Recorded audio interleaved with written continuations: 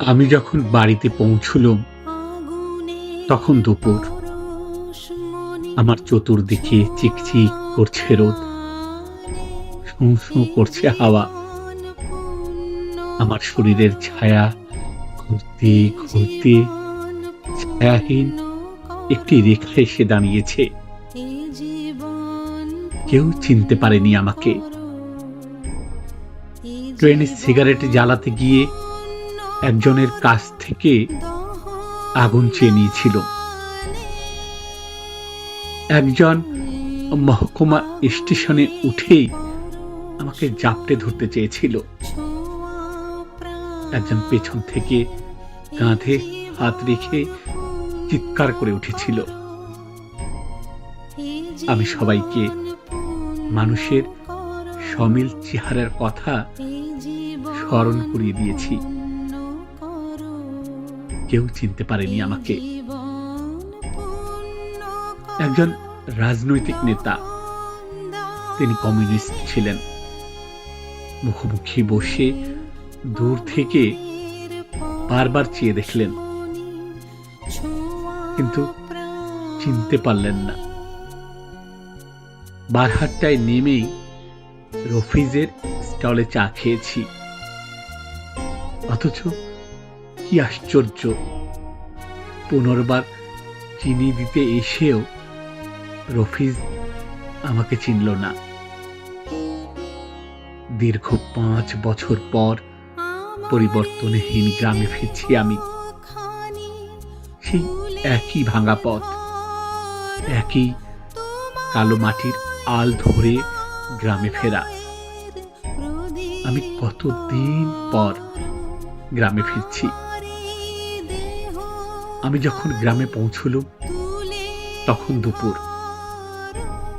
আমার চতুর্দিকে চিকচিক করছে রোদ, শোঁ শোঁ করছে হাওয়া। অনেক বদলে গেছে বাড়িটা। টিনের চাল থেকে শুরু করে পুকুরের জল, ফুলের বাগান থেকে শুরু করে গরুর গোয়াল, চিহ্ন মাত্র শৈশবের স্মৃতি যেন নেই কোনোখানে। পড়ার ঘরের বারান্দায় নুয়ে পড়া বেলি ফুলের গাছ থেকে একটা লাউডুগি উত্তপ্ত দুপুরকে তার লকলকে জিভ দেখালো।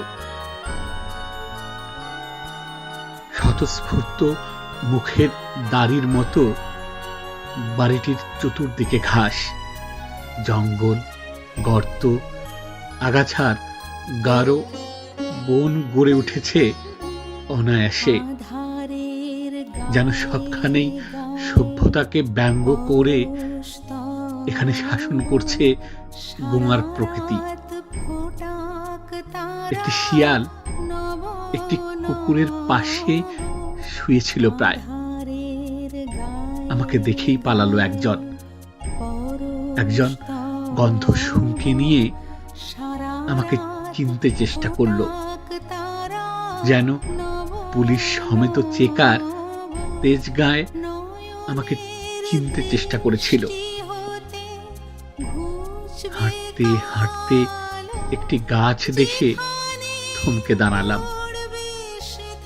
অশোক গাছ, 62 ঝড়ে ভেঙে যাওয়া অশোক।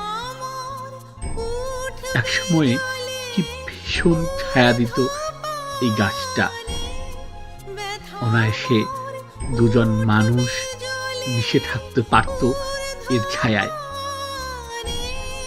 আমরা ভালোবাসার নামে একদিন সারা রাত এই গাছের ছায়ায় লুকিয়েছিল। সেই বাসন্তী, আহা, সেই বাসন্তী এখন বিহারে ডাকাত স্বামীর ঘরে 4 সন্তানের জননী হয়েছে। পুকুরের জলে শব্দ উঠল মাছের। আবার জীব দেখালো সাপ। শান্ত স্থির বোকা গ্রামকে কাঁপিয়ে দিয়ে একটি এরোপ্লেন তখন উড়ে গেল পশ্চিমে।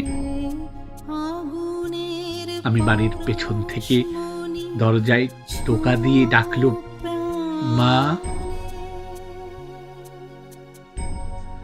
বহুদিন যে দরজা খোলেনি, বহুদিন যে দরজায় কোনো কণ্ঠস্বর ছিল না, মরচে পড়া সেই দরজা মুহূর্তেই ক্যাচ ক্যাচ শব্দ করে খুলে গেল।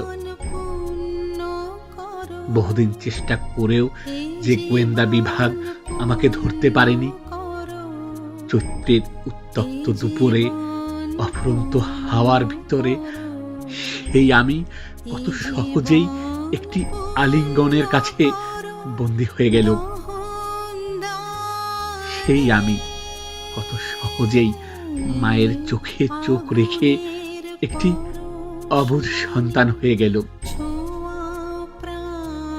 মা আমাকে ক্রন্দন সিক্ত একটি চুম্বনের মধ্যে লুকিয়ে রেখে অনেক জঙ্গলের পথ অতিক্রম করে পুকুরের জলে চাল ধুতে গেলেন। আমি ঘরের ভিতর তাকালুম, দেখলুম দুঘরের মাঝামাঝি যেখানে সিদ্ধিদাতা গণেশের ছবি ছিল, সেখানে লেনিন, বাবার জমা খরচের পাশে কার্ল মার্কস, আলমিরার একটি ভাঙা কাঁচের অভাব পূরণ করছে ক্রুপস্কার ছেঁড়া ছবি। মা পুকুর থেকে ফিরছেন, সন্ধ্যায় মহকুমা শহর থেকে ফিরবেন বাবা। তার পিঠে সংসারের ব্যাগ ঝুলবে তেমনি। সেনবাড়ি থেকে খবর পেয়ে বৌদি আসবেন, পুনর্বার বিয়ে করতে অনুরোধ করবেন আমাকে। খবর পেয়ে যশোমাধব থেকে আসবে ন্যাপকর্মী ইয়াসিন। 3 মাইল বৃষ্টির পথ হেঁটে রসুলপুর থেকে আসবে আদিত্য। রাত্রে মারাত্মক অস্ত্র হাতে নিয়ে আমতলা থেকে আসবে আব্বাস। ওরা প্রত্যেকেই জিজ্ঞেস করবে ঢাকার খবর, আমাদের ভবিষ্যৎ কি, আইয়ুব খান এখন কোথায়, শেখ মুজিব কি ভুল করছেন,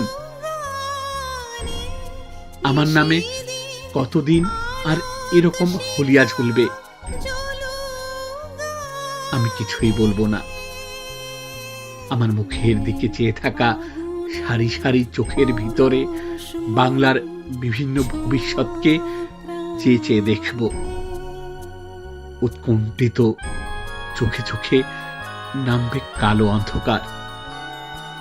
আমি চিৎকার করে কণ্ঠ থেকে অক্ষম বাসনার জ্বালা মুছে নিয়ে বলবো, আমি এসবের কিছুই জানি না, আমি এসবের কিছুই বুঝি না।